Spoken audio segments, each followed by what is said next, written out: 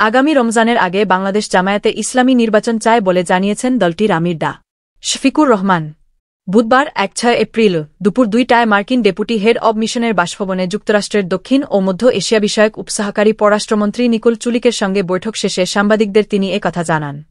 ডা শফিকুর রহমান বলেন, জুন পর্যন্ত অপেক্ষা করলে বর্ষা, ঝড়ঝাপটা, বিভিন্ন ধরনের প্রাকৃতিক দুর্যোগ আসবে। তখন ইলেকশন না হওয়ার আশঙ্কা দেখা দিবে। আমরা চাচ্ছি ওই আশঙ্কার আগেই রমজানের আগেই নির্বাচনটা হয়ে যাক।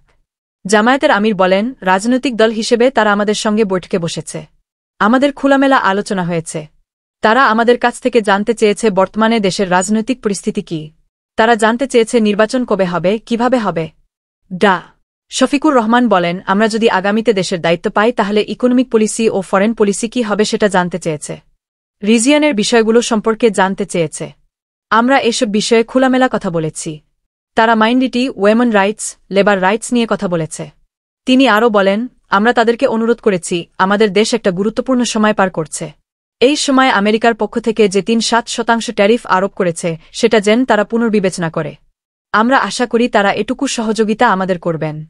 জামায়াত আমির বলেন, বিচারিক প্রক্রিয়ায় আওয়ামী লীগের বিচার দেখতে চায় জামায়াত।